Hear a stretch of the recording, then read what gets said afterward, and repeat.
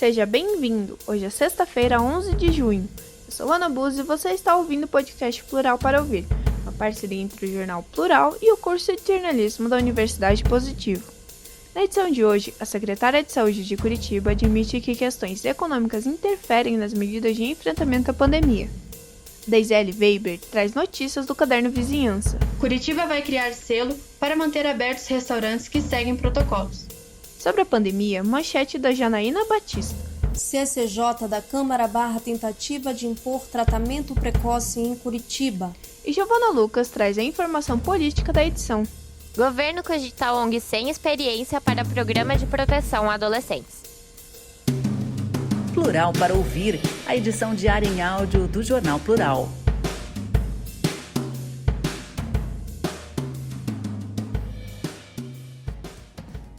A secretária admite que questões econômicas interferem em medidas contra a Covid. Márcio Sulac disse a conselheiros de saúde do município que falta política econômica de apoio ao isolamento. A manutenção da atividade econômica e da remuneração de trabalhadores do setor de serviços pesou na decisão da Prefeitura de suspender a bandeira vermelha e afrouxar as medidas de restrição para o combate à pandemia de Covid-19. A informação foi dada pela secretária municipal de saúde, Márcio Sulac, aos conselheiros municipais de saúde de Curitiba em reunião nesta quarta-feira, 9 de junho. Quando a gente avalia as medidas restritivas, o comitê leva muito em conta essa questão, disse e acrescentou. A grande falha nesse país é que a gente não fez um plano econômico para apoiar as medidas de isolamento.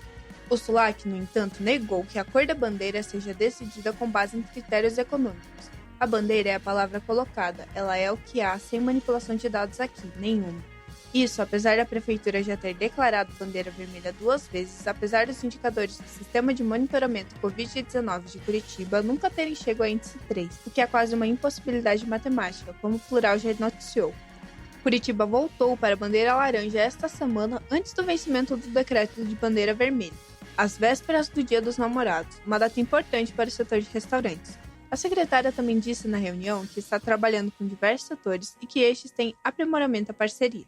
Mas a gente acredita muito na descida dos indicadores, por conta daquilo que a gente já falou. A gente tem trabalhado já mais de 15 meses com vários setores no sentido de trabalhar protocolo, de melhorar o controle de acesso, evitar aglomeração e ventilar os ambientes. Então os setores têm se aprimorado no sentido também da parceria, de vir para compor com a gente.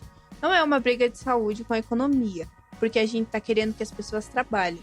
É o momento da sociedade entender que não há vida normal. Nós estamos vivendo um período de exceção, Com reportagem de Rosiane Correia de Freitas, a locução desta matéria foi de Ana Buzzi, aluna do curso de jornalismo da Universidade Positivo, para o Plural para Ouvir. O governo do Paraná está estudando uma parceria com ONG sem experiência para programa de proteção a adolescentes. Mais informações com Giovana Lucas. O foco da entidade com quem o governo estuda a parceria é a inclusão de pessoas com deficiência. Por Angele Maros. Atingido por uma fraude de R$580 mil, o Programa de Proteção a Crianças e Adolescentes Ameaçados de Morte do Paraná ainda está longe de voltar aos eixos, mesmo quase 2 meses após o governo ter assumido o controle das ações. O dinheiro desviado pela entidade até então responsável ainda não foi recuperado e, segundo fontes, o impasse burocrático ainda provoca atrasos no pagamento de aluguéis dos abrigos das vítimas. Na tentativa de evitar danos maiores, a Secretaria de Estado da Justiça, Família e Trabalho está prestes a contratar uma nova instituição executora em regime de emergência, mas a medida levanta dúvidas. A decisão é vista com receio, pois sugere que o governo não tenha a intenção de concretizar edital de chamamento público para selecionar uma entidade substituta que siga tocando o programa. A formalização do processo para contratar uma executora permanente foi a premissa usada pela Secretaria para conseguir a aprovação do uso de R$1.600.000 do caixa do Fundo para a Infância e Adolescência. O argumento era de que, sem dinheiro no caixa, o programa precisava dos valores para ter de onde comprovar a fonte de recursos. Além disso, fontes ouvidas pelo Plural apontam que a entidade cotada para assumir o Programa de Proteção a Crianças e Adolescentes Ameaçados de Morte, a Universidade Livre para a Eficiência Humana, Unileu, não tem experiência suficiente para tratar de crianças e adolescentes vítimas de ameaça de morte. Embora já tenha outros termos de colaboração com o Estado, sem qualquer irregularidade, o foco da ONG são programas de inclusão de pessoas com deficiência no mercado de trabalho. Uma das fontes salienta que a instituição é conhecida, de qualidade, mas não tem nada a ver com proteção de testemunha. Por isso, o que se questiona é como foi escolhida e por que foi escolhida. Em seu site oficial, a Unileu não cita serviços de proteção de vítimas. Na Receita Federal, as atividades listadas pela organização são de comércio varejista de souvenirs, bijuterias e artesanatos, serviços de tradução, interpretação e similares, treinamento em desenvolvimento profissional e gerencial, atividades de associação de defesa de direitos sociais e atividades de organizações associativas ligadas à cultura e à arte. Em nota, a Secretaria de Estado da Justiça, Família e Trabalho também não relaciona a familiaridade da organização com atividades de proteção a vítimas de ameaça.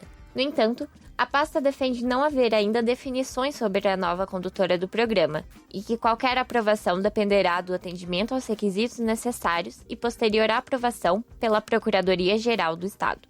O texto da nota diz o seguinte: sobre a Unileu, as informações que obtivemos é de que se trata de uma pessoa jurídica de direito privado, sem fins lucrativos, que atua de forma preponderante na assistência social, de forma gratuita, continuada, permanente e planejada, desenvolvendo serviços, programas e projetos socioassistenciais. Possui inscrição no Conselho Municipal de Assistência Social de Curitiba desde o ano de 2012 e desde 2010 é registrada como entidade formadora, órgão executor pelo Ministério da Economia. Concursos aprovados em diversas modalidades e períodos, cujo foco é o desenvolvimento de competências básicas e específicas para o mercado de trabalho. A reportagem apurou que, para contornar o impasse, a ONG deve absorver parte da equipe da antiga responsável pelo Programa de Proteção a Crianças e Adolescentes Ameaçados de Morte no Paraná, a Associação para a Vida e Solidariedade, AVIS. Logo após transferir o dinheiro da conta do programa, o diretor da AVIS, Marino Galvão, dissolveu o corpo de funcionários e alguns continuaram trabalhando em caráter voluntário para evitar a paralisação das atividades de proteção. Recentemente, uma das técnicas foi empregada diretamente pela Secretaria de Estado da Justiça, Família e Trabalho, segundo o decreto publicado no Diário Oficial. A Unileu alegou que o contrato com o governo ainda não está fechado e, por isso, não quis ceder entrevista formal, mas confirmou que estuda a possibilidade de empregar antigos técnicos da AVIS para garantir condições de atender as crianças e os adolescentes sob ameaça, especialidade que a organização diz que gostaria de acrescentar no seu rol de atividades. Sobre ainda não ter apresentado um edital de termo de colaboração, o governo justificou ser legal a contratação de entidades com dispensa de chamamento público em casos relacionados a programas de proteção a pessoas ameaçadas. Ou seja, a pretensão, neste caso, seria não de uma contratação emergencial transitória, mas definitiva. A pasta, que não explicou o porquê de ter escolhido a Unileu para as tratativas, acrescenta: ademais, a dispensa de chamamento é um processo mais célere, impedindo a descontinuidade do programa. Lembrando que a entidade a ser contratada deverá atender os pré-requisitos do termo de referência e ser aprovada pela Procuradoria-Geral do Estado. Em investigação. Os R$580 mil retirados ilegalmente da conta do Programa de Proteção a Crianças e Adolescentes Ameaçados de Morte do Paraná ainda não foram reembolsados, devido a impedimentos burocráticos, já que muitos contratos supostamente ainda estão em nome da AVIS. O programa seguiria com pendências no pagamento de aluguéis dos abrigos das vítimas.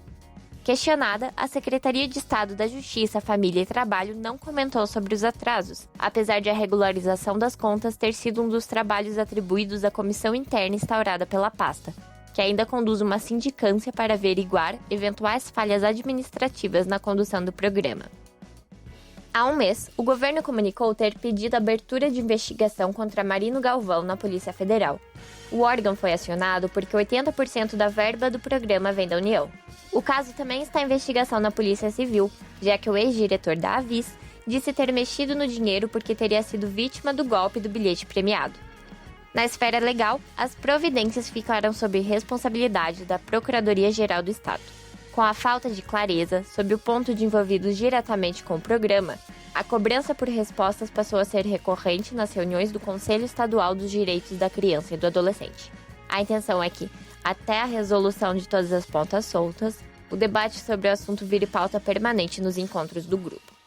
Uma das fontes do Plural rebate o seguinte: aparentemente eles criaram uma forma de resolver, mas ainda está longe de termos todas as respostas.